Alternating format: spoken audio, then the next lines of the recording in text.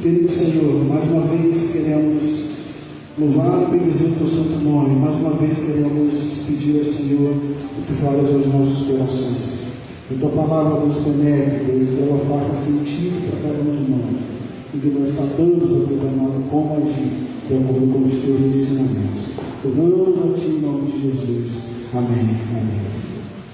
Queridos, eu quero pensar, meus amados, nessa noite sobre o tema superação em meio às crises. E pensar em superação em meio às crises é pensar que nossa vida é cheia de altos e baixos. Se em alguns momentos estamos cheios de coragem, de ousadia, em outros momentos a nossa vida é tomada de tristeza, ficamos cabisbaixos, mergulhamos na nossa pequenez, nas nossas frustrações, nas nossas tristezas. As circunstâncias que nos levam a esses altos e baixos podem ser várias. Por exemplo, palavras malditas. Alguém pode dizer alguma coisa que você se sinta desprezado, se sinta triste, se sinta ferido. Mas também alguém pode dizer alguma coisa que te encoraje, que levante você. Mas também pode ser atitudes, alguma ação, alguma atitude que possa fazer com que você se sinta ou menosprezado, desprezado, ou encorajado. Por exemplo, você está muito triste, muito cabisbaixo, desencorajado, alguém te abraça, alguém te puxa, alguém te ergue, e alguém te levanta e fala que você pode, que você consegue, que você vai fazer. Outras circunstâncias também que fogem ao nosso controle podem nos derrubar ou podem nos levantar. Uma tempestade na nossa vida, uma enfermidade, uma notícia ruim, alguma questão, alguma circunstância, alguma crise em casa, no casamento, na família, alguma circunstância que nos fazem perder então a fé, ou desencorajar, ou ficar entristecido. Quando olhamos, irmãos, para esse texto que registra o ministério de Elias, é isso que vemos, um homem de Deus que tem altos e baixos.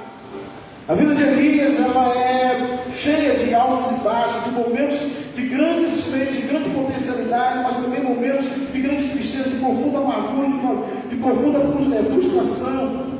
E tudo movido pelas circunstâncias. Em algum momento Deus o chama, o levanta e ele vai encorajado pela palavra de Deus e realiza maravilhas. Em outro momento, por causa de uma ameaça, ele se esconde, ele foge, ele se abriga no seu esconderijo. Palavras, ações ou atitudes que estavam fora do controle do profeta. Embora a mão de Deus, embora a mão de Deus, embora vocacionado pelo Senhor, as circunstâncias não estavam no controle dele, as realizações e os feitos não estavam no controle dele, dependia de corações que estivessem disponíveis, dependia de pessoas que tivessem os ouvidos atentos e dependia da ação de Deus. Assim somos você e eu, homens e mulheres, que também vivem essas circunstâncias, vocacionados. Aliás, eu quero dizer para você que todos somos vocacionados, todos nós somos de alguma maneira, em algum momento, desde a nossa conversão em Jesus Cristo, recebemos o dom do Espírito Santo, que é o próprio Espírito Santo, e esse Espírito que habita nos crentes capacita-os de dons e talentos para ministrar, para servir a Deus na casa dele e para servir o ministério. Então você também é um vocacionado. E esse Deus que nos vocaciona para o serviço, ele nos mostra essa realidade. Nós vivemos em várias situações, passamos por várias circunstâncias. Nós, por sermos crentes, não estamos vivendo numa bolha. Nós estamos nesse mundo, embora forasteiros, embora não sendo mais desse mundo, mas pertencemos ao reino dos céus. Nós não vivemos numa bolha, estamos diante das circunstâncias e podemos passar por elas. A caminhada cristã, a caminhada de fé, a caminhada ao lado do Senhor, ela também, da nossa parte, também é cheia de altos e baixos. Você conhece a história de Elias? Elias era um grande homem de Deus, citado na Bíblia tanto no Antigo Testamento, que relata a sua história, como no Novo Testamento. Elias, o texto diz que é um tisbita, lá no capítulo 17, um tisbita que morava na terra de Criado, foi chamado por Deus para ministrar para o reino do norte, justamente, especificamente no período do rei Acabe e de seu filho Ocasias. O rei Acabe é considerado o pior rei de Israel. Aliás, Israel não teve um rei bom. Você sabe que Israel era um reino unido, depois se dividiu, e esse reino do norte se tornou um reino muito perverso, embora o reino do sul, ele era um reino que variava entre momentos que servia a Deus e momentos que abandonava o Senhor. O reino do norte nunca viveu um tempo de relacionamento com Deus de maneira concreta. E todos os reis que se levantaram naquele tempo foram levantados por conspiração, por guerra, por assassinatos, e nenhum deles serviu a Deus, nenhum deles amou o Senhor, todos desprezaram o Senhor. E Elias é chamado e levantado por Deus nesse tempo do rei Acabe, o pior rei de Israel.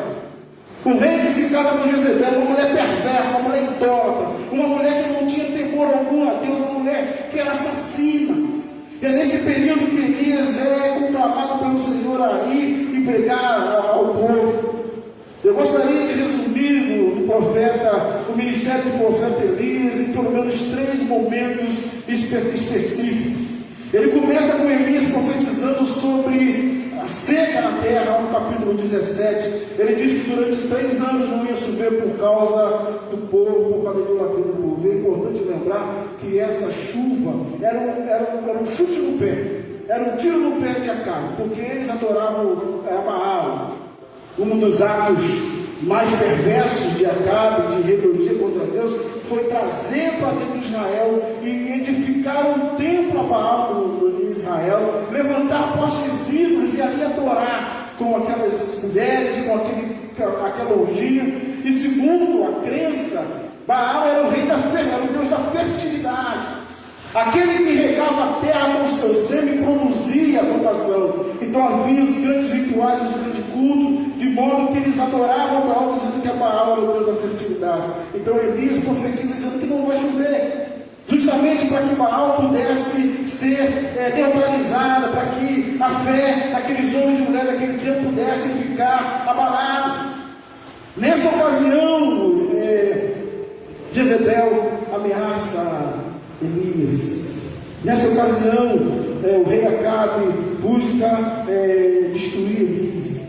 Aqui nesse tempo, Deus manda Elias fugir. Ele se abriga no deserto, de perto da fonte de Queribe, e lá na fonte de Queribe ele é alimentado pelos corvos dia e de tarde, ele é saciado sua sede. Contudo, por causa da falta de chuva, Elias fica sem água. Ele é levado por Deus até a casa da viúva de Sarepta, e lá ele tem uma experiência maravilhosa. A viúva não tinha nada para comer, falou para os juízes: eu não tenho nada para comer, a única coisa que eu tenho aqui é uma botija de farinha e um pouquinho de azeite, vou fazer para eu e meu filho podermos comer e vamos morrer. E ele diz: olha, pode dar primeiro para mim, o Senhor não vai deixar faltar comida para você. E realmente ela deu para Elias e nunca faltou comida para ele. Ela tem uma experiência também com o filho dela que morreu.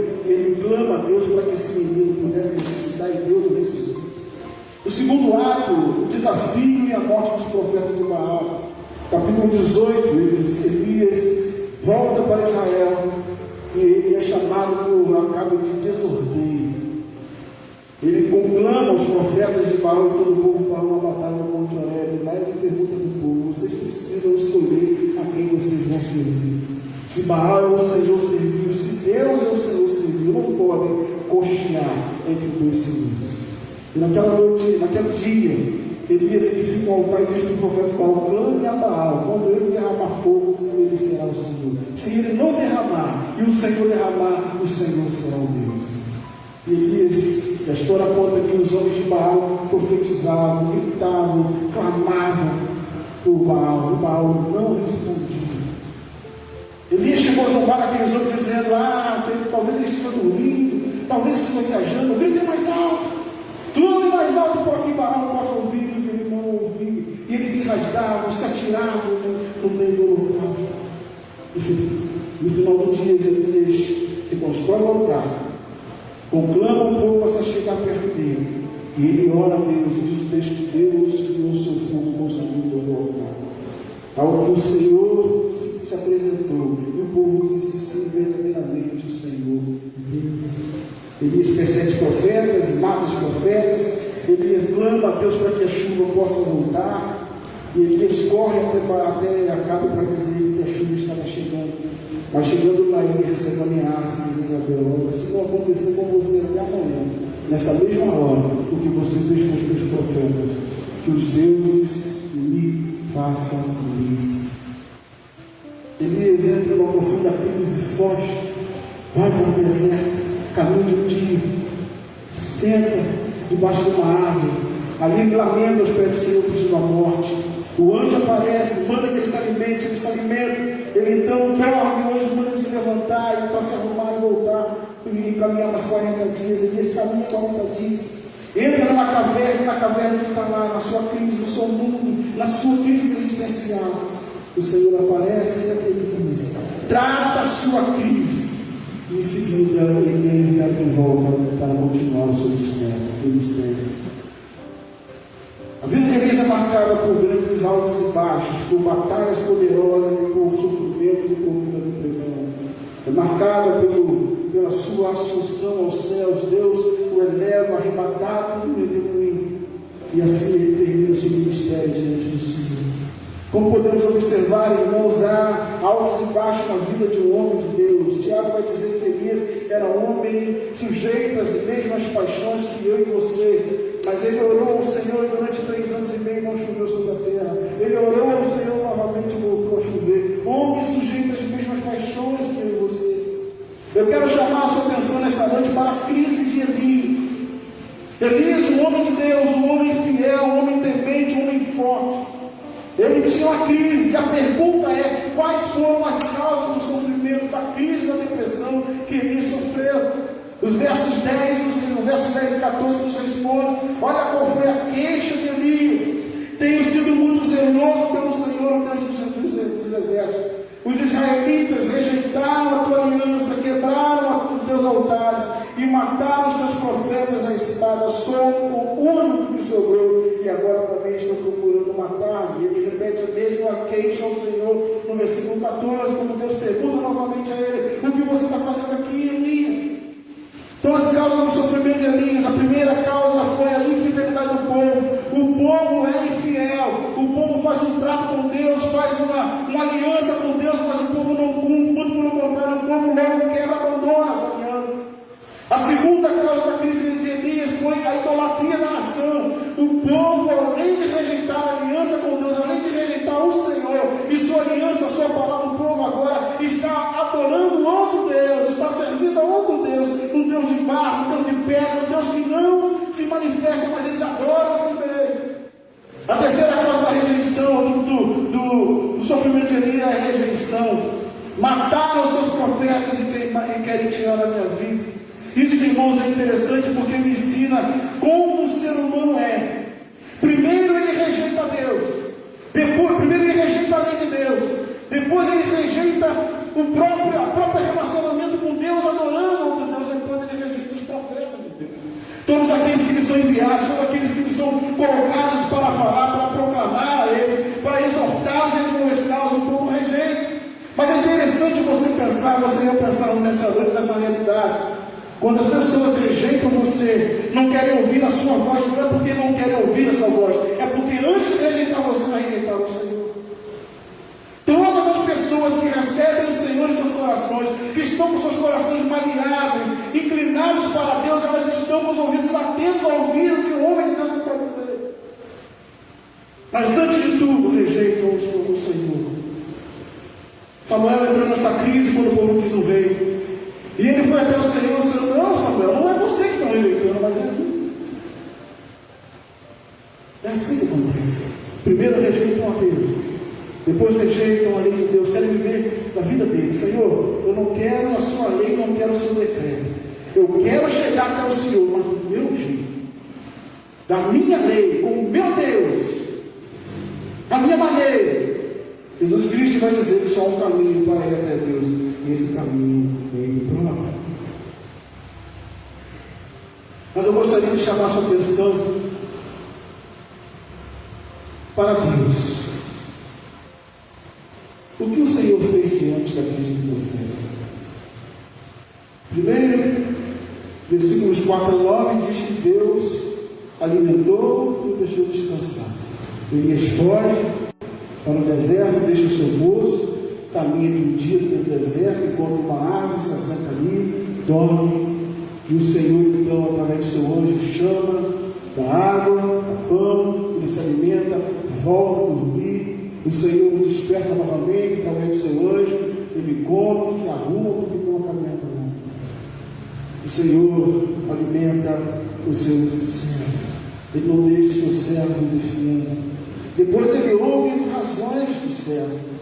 E nós lemos agora nos versículos 10 e 14, ele diz: o que está fazendo aqui?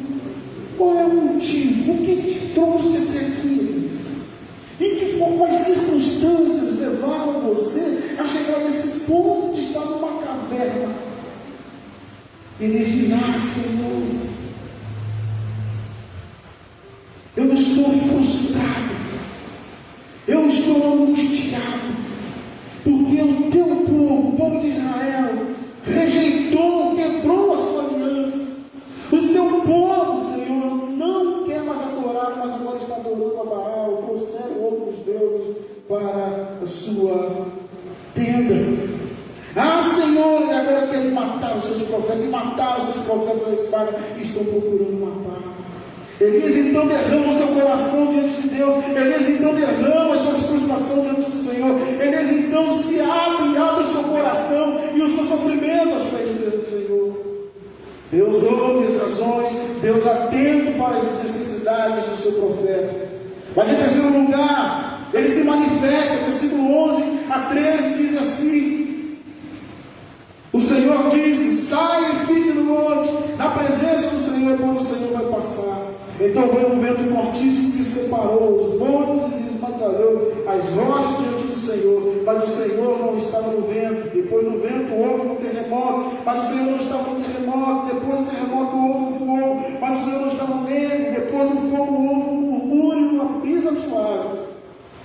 Quando Elias ouviu, puxou a capa para cobrir o rosto, saiu e ficou entrando na caverna, e uma voz perguntou: o que faz aqui? Ele diz: a manifestação de Deus.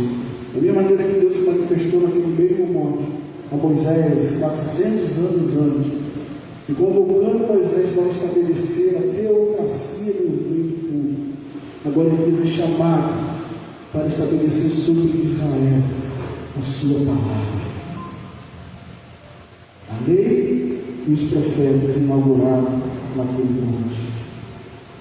E por conseguinte a esta manifestação de Deus, o Senhor anima o profeta a voltar ao trabalho. Versículo 15, o Senhor diz assim: volte pelo caminho por onde veio e vá para o deserto de descanso. Chegando lá, unja Azael. Aliás, desculpe, volte pelo caminho de onde veio e vá para o deserto de Damasco. Chegando lá, unja Azael como rei da Síria, unja também Jeú, filho de Nis, como rei de Israel, e unja Eliseu, filho de Safate, e Abel Meolá, para suceder a você como profeta.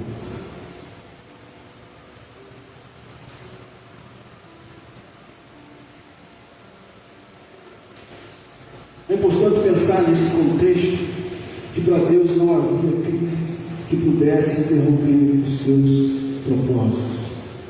Ele entende, ele cuida, ele ampara, ele ouve, mas ele manda de voltar pelo mesmo caminho.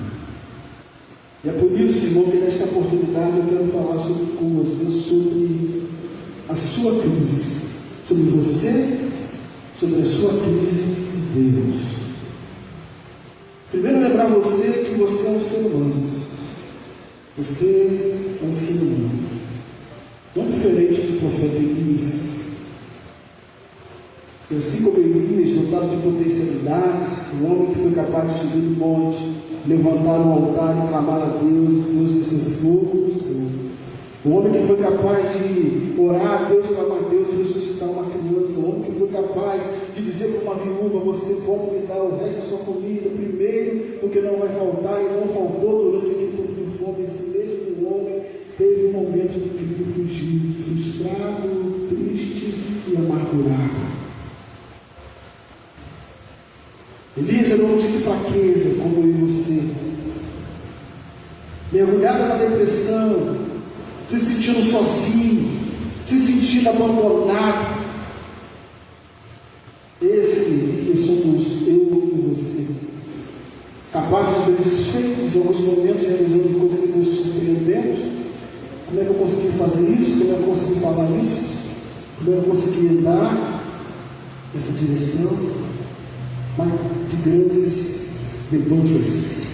Às vezes nós fugimos, abandonamos as nossas missões, abandonamos nossos esforços, porque ouvimos, ou nos frustramos em alguma coisa. E entramos nos nossos esconderijos com as nossas razões, com as nossas murmurações. Em segundo lugar, lembrar também a você que as crises estão sempre aí. As crises apresentam-se de maneiras diferentes. Uma hora elas se anunciam. Uma hora você olha no horizonte e vê as nuvens ficando entenebrecidas, avançando com relâmpagos e ventos gelados. Você diz, ali vem chuva. Outra hora, de repente, você entra no seu aposento, quando você sai de uma tempestade, o céu está negro, a chuva, a tempestade chega repentinamente. As crises se apresentam uma hora de modo longo e intenso. Uma hora ela apresenta-se como uma pequena brisa, chove um pouquinho, mas já vai embora. Mas tem crises que se apresentam e ficam dias, acampam-se sobre nossas cabeças. Mergulhado nessas situações, eu quero lembrar que você não é um privilegiado, mas que todos passamos por tempestade. Pedro disse que essa realidade não é novidade. Primeira carta de Pedro, capítulo 4, versículo 12, ele diz, olha, não fiquem assustados, porque essa é uma realidade. Glorifiquem a Deus nas tribulações, porque elas são para moldá-los. E ele vai dizer ainda que muitos homens e mulheres servos do Senhor passam pelas mesmas frustrações, perseguições e batalhas em todo o mundo. As crises são uma realidade. Como eu disse no início, nós não vivemos numa bolha. O que eu e você precisamos entender e aceitar é que essa realidade é uma verdade. Mas em terceiro lugar, gostaria de lembrar você sobre Deus. Ele está nesse negócio. Você é um ser humano que tem crise, mas Deus está nesse negócio. Deus está com você. O projeto é dele, assim como a sua vida é dele, assim como a vocação que ele te deu é dele. Então, diante do vendaval, do fogo ou do terremoto, ele é a brisa que acalenta os nossos corações. Ele é a brisa que acalma a nossa alma, que traz um bálsamo de refrigério em tempos de tribulação. Ele é aquele que nos alimenta de modo natural ou sobrenatural. Ele em momento nenhum nos abandona. Ele em momento nenhum estava sozinho. Deus estava com ele em toda a caminhada. Eu quero dizer para você que o Senhor assim está com você. Você não está sozinho. Lembra da pergunta? O que você está fazendo aqui, Elias? Porque Deus estava lá com ele. Deus estava junto dele na crise, na depressão, na tristeza. Esse é o Senhor que nós servimos. Ele está aí. Ele está aí. O que eu e você precisamos entender, irmãos, não só entender, mas aceitar, é que somos humanos. Sim, somos seres humanos. Por um lado forte, mas por outro fracos e pecadores. Carecemos das misericórdias de Deus. Assim sendo, deixe toda altivez e todo orgulho de lado. Você não pode viver como se fosse alguém que não tem problema algum. Não pode fingir que não existe dificuldade, que o seu coração não necessita da misericórdia de Deus. Você precisa se prostrar, você precisa se humilhar na presença do Senhor e admitir para Deus: eu sou um ser humano. Como aquele pai que disse para o Senhor: ajuda-me, Senhor, na minha falta de fé. Como disse Pedro, quando começou a se afundar diante do Senhor lá no mar: socorre-me, Senhor. Deus está perto de você. O salmista vai dizer que Deus é o socorro bem presente na hora da tribulação. Amém? É isso que eu quero lembrar você em segundo lugar. Deus é o socorro bem presente na hora da tribulação. Aquele que nos criou, que nos condicionou, que nos capacitou, não nos abandona. Ele está aqui. O que você precisa entender? Que você deve descansar diante do Senhor. Que você precisa entender que você pode, tem liberdade para desabafar com o Senhor. Pedro vai dizer Lance sobre ele toda a vossa ansiedade, porque ele tem cuidado de vós. Nós temos um Deus Todo-Poderoso que nos amou, nos vocacionou. E Ele tem poder para realizar as maravilhas, para nos socorrer, para nos ajudar, para nos alimentar. E o mais, Ele quer fazer isso, Ele está disponível para isso, Ele está perto de você para isso. Então eu quero concluir essa noite dizendo o que Deus espera de nós. O que Deus espera de nós diante dessa realidade? Somos humanos, temos crise, mas Ele é Deus. E precisamos reconhecer que Ele é Deus. Ele espera que sejamos humildes para admitir nossas fraquezas. Ele espera que sejamos, que sejamos tão fragilizados, que sejamos tão entregues, que nós possamos declarar para Ele os nossos medos e confessar a Ele os nossos pecados. Há homens e mulheres que não conseguem admitir seus medos, suas frustrações e seus pecados. Confessa ao Senhor os seus pecados, confessa a Ele os seus medos. Alguém te chama, alguém te convida para trabalhar no ministério, para fazer alguma coisa que você tem medo. Confessa: eu tenho medo. Eu tenho medo. O Senhor espera, irmãos, que nós confiemos em Sua palavra, no seu cuidado e poder. Os israelitas não criam mais na palavra de Deus, não confiaram na aliança do Senhor. Você precisa crer na palavra do Senhor, somente nela. Os israelitas deixaram o Deus de Israel para se relacionar com outros deuses. Deus espera que você ame-o de todo o teu coração, com toda a tua alma e com todo o teu entendimento. E que você creia que Ele tem poder para cuidar de você. E que você creia que Ele é poderoso para te guardar. Como o cântico que nós cantamos nessa noite. Deus é poderoso para te guardar. Aquele que tem te chamado para a batalha é o Senhor dos Exércitos. Elias vai dizer ao povo poderoso, o Senhor dos Exércitos. Você serve o Deus dos Exércitos, Senhor dos Senhores. Você serve o Deus Todo-Poderoso. Não desista, não fique temeroso. É Ele que está na batalha por você. Não se acovarde. Paulo vai dizer que você vai completar essa frase comigo. Se Deus é por nós, se vai por nós. Não tem poder nem no céu, nem na terra, nem debaixo da terra que possa acontecer isso. E é esse Senhor dos Exércitos que tem todo o poder a conhecer. Deus espera, em terceiro lugar, que em detrimento à caverna, saiamos para cumprir a missão que Ele nos designou para fazer. A caverna, meu querido, minha querida, é lugar de medo. A caverna é lugar de egoísmo. Elias estava achando que era só ele o cara. Todos abandonaram. Ninguém ficou, só eu. E os que tentaram foram mortos, então só eu. Todos fugiram. Elias era o cara. Elias achava que ele estava ali protegido porque ele conseguiu escapar. Ele foi a pessoa que foi capaz de fugir e de chegar até a caverna e se abrigar ali. Eu. A caverna é lugar de egoísmo, a caverna é lugar de mentiras, porque ele cria que estava sozinho. Ele entendia diante dos olhares que não havia nenhum fiel. E que o Senhor não era capaz de guardar os fiéis. Queridos, a caverna é um lugar onde o medo, a mentira e o egoísmo estão. O Senhor foi lá, mas só foi lá para tirar o profeta dali. Deus não ficou na caverna. Foi lá, perguntou para Elias o que estava fazendo ali, saiu e falou: vem aqui fora para você ver o Senhor. Deus queria dizer para Elias o seguinte: eu estou com você. Tem um monte de fiel igual a você que eu guardei. Você não é forte, você não é poderoso.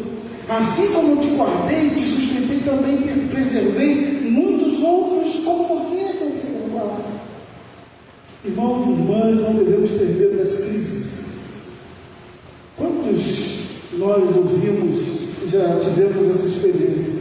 Eu não vou fazer porque eu já tive frustrações. Não vou fazer porque me machucaram. Não vou ir porque eu tenho medo de que façam de novo, de que repitam de novo. Tenho medo de passar por essa situação, por aquela situação novamente. Eu quero dizer para você, nesta noite, que o Senhor tem falado ao nosso coração, é que nós não precisamos ter medo das crises, não precisamos ter medo das frustrações, não podemos ter. Elas vão acontecer dia ou noite, hora, a qualquer momento, mas devemos ter medo de estar longe do projeto de Deus. É disso que nós temos que ter medo.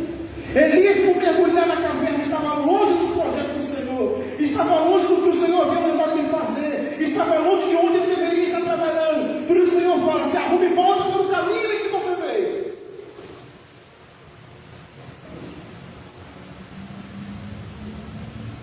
Deus mandaria voltar pelo seu caminho, porque havia muita coisa para fazer. Mas eu entendo que é durante o processo que o Senhor vai curando e deu na caverna. Na caverna você não vai ser curado. Na caverna você não vai encontrar potencialidades. Você não vai ser instalado. A caverna só vai te fazer definir. É fora da caverna, seguindo as ordens do Senhor, as orientações do Senhor, crendo em Deus, se posicionando aos pés do Senhor com seus medos, com suas frustrações, com suas crises, mas aos pés do Senhor, caminhando, fazendo o que Ele mandou fazer, é que você vai sendo curado. As pessoas frustram, as pessoas machucam, mas as pessoas curam. Eu me lembro quando eu era bem pequenininho, e eu sentia alguma dor na barriga, na cabeça, febre. Eu me lembro que minha mãe chegava e tocava onde estava doendo. O que houve, meu filho? Aquele toque da mamãe era um bálsamo naquele tempo de Deus. Estava chorando, o pai chegava no trabalho cansado, ia até onde eu estava deitado, perguntava: como é que você está? Tocava, aquele toque, aquela pergunta do papai, acalentava o meu coração. Eu duvido que você está sentindo isso tudo. A esposa, frustrada, chateada pelo dia que passou, com tantas crises, chega em casa ou recebe o marido em casa, e o marido senta e coloca ela, cruza a cabeça dela no seu peito e acaricia e diz: como é que você está, meu amor? E ela se sente acalentada no bálsamo do seu coração. O marido chega em casa, cheio de crise, das lutas do dia a dia, da frustração do trabalho, e a esposa, ao invés de falar um monte de coisa para ele, se senta: vem cá, meu marido, como é que foi o seu dia? Toca na sua cabeça, faz um cafuné, e o cara chega dormindo. Pessoas curam pessoas. Entra no hospital e vai abençoar alguém, e é você que sai de lá abençoado. Vai visitar o enfermo, é você que é abençoado. Vem para a igreja cheio de tristeza, os irmãos te abraçam, te beijam, e diz: que saudade, você sai maravilhado. Vai para o seu ministério no dia a dia, pregando o Evangelho, e as pessoas negam a você, tragam pedra em você, mas chega alguém e fala: graças a Deus que o Senhor te enviou. E aquelas palavras malditas que foram ditas antes fugiram da sua memória, porque agora unifica aquela palavra de alguém que recebeu o Evangelho. É lá, irmãos, que nós somos curados. É no trabalho, na luta, no dia a dia. Deus vai curando, nos ajudando a superar as tribulações. Sabe por quê? Porque as crises, enquanto estivermos nesse mundo, elas existirão. E nós temos que ir superando cada uma delas. Porque é assim que Deus espera. Enquanto nós precisamos das coisas do Senhor, Deus vai cuidando das nossas coisas. Amém? Quero convidar você a fechar os seus olhos nessa noite. A pergunta nesta noite para o nosso coração: nós estamos entrando em 2025. E a pergunta é: o que você está fazendo aí nessa caverna? O que você está fazendo ainda aí? O que está te travando? O que te levou aí? E o que está te travando aí? Saia da caverna. O Deus vai se manifestar a você. Este lugar em que você está escondido é o lugar de engano ainda ou a cura. A cura está em Deus. Fora da caverna. É lógico que Deus vai lá na caverna, vai cuidar de você, vai tratar com você, mas Ele quer que você esteja fora da caverna, porque Deus te enviou para falar a homens, para tratar com pessoas, não ficar preso numa caverna. Sai da caverna, se apresente aos pés do Senhor e diga: Senhor Deus, em 2025, eu quero ser um servo, uma serva, que apesar das dificuldades, das frustrações e das minhas fraquezas, eu vou cumprir os teus desígnios, aquilo que o Senhor colocou no meu coração. Vai para as pessoas que Deus colocou na sua vida, ministra elas, fale a elas, exorte-as, trate-as, cuide delas. A igreja está aí com você para ser também um tempo de cura, de comunhão, de alegria, em meio aos tempos de luto. Não convive com seus irmãos, sai da caverna, porque Deus prometeu: nunca te deixarei, nunca jamais te abandonarei. Eis que estou convosco todos os dias, até a consumação dos séculos, disse o Senhor. É muito interessante isso, porque nessa noite passada nós perdemos a avó da Gislaine, a dona Paula. A dona Paula estava com Alzheimer, 95 anos, definhando. E entristeceu nosso coração o estado dela. E ela estava, podemos dizer assim, numa espécie de caverna, porque ela não se lembrava de mais ninguém. Então ela estava sozinha, no mundo dela. E nós chegávamos no quarto dela e ela estava sentada olhando para o nada. O que se passava na cabeça dela, ninguém sabe. Não lembrava de ninguém. Mas uma coisa marcava o meu coração quando eu ia lá, é que se eu sentasse perto dela lá, e falasse: e Jesus? Jesus é maravilhoso. Jesus é maravilhoso. Eu falei: quem não tem Jesus, dona Paula, quem não tem Jesus está perdido. E ela citava versículos bíblicos, páginas, irmãos, ela citava passagens bíblicas. E eu estava meditando nessa palavra e lembrei desse fato. Eu falei: caramba, nem lá no mundo dela, só estava na sua mente, esqueci de todo mundo, o Senhor continuava com ela, na palavra, no evangelho que foi gravado no coração dela. E você sabe, ela fechou o mundo desse mundo. Sabe quem ela encontrou lá fora da caverna? Quem? Jesus. Esse mundo, irmãos, pode definir a gente. Mas lá fora da caverna é o Senhor Jesus que nós encontramos. Então, levante-se, arrume-se, volte pelo caminho que você entrou e vá fazendo o mesmo que você faz. Vocês olham na vida de vocês essa noite. Querido Deus, Pai eterno, de imensa misericórdia, louvado seja o teu santo nome, porque tu és Deus todo-poderoso, um Deus grande, maravilhoso, que não nos abandona a nossa infidelidade, a nossa fraqueza, o nosso engano. Muitas vezes durante o ano nós mergulhamos entrando na caverna com frustrações, com tristeza e amargura, cheio de razões infundadas, algumas até com fundamentos, é verdade, mas o Senhor ainda assim não desiste de nós, não nos abandona e cuida, e orienta, e acalenta, e faz descansar. Como disse o seu salmista Davi: me faz deitar em pastos verdejantes, e refrigera minha alma, e guia-me mansamente a águas tranquilas. Oh Deus maravilhoso, como tu és grande, poderoso e misericordioso. Pai Santo, Senhor. Há irmãos aqui nesta noite que carecem do teu bálsamo, carecem do teu encorajamento. Aliás, todos nós aqui carecemos. Pedimos ao Senhor, Pai, que trabalhe em nossos corações. Não permita que, ó Deus, o engano, as mentiras das nossas frustrações e do nosso egoísmo neutralize nosso trabalho, mas abra os nossos olhos para contemplarmos a beleza da tua palavra, a veracidade do teu poder e a manifestação da tua obra. Para a glória do Senhor, nós oramos a ti, em nome santo e precioso de Jesus. Amém. E amém.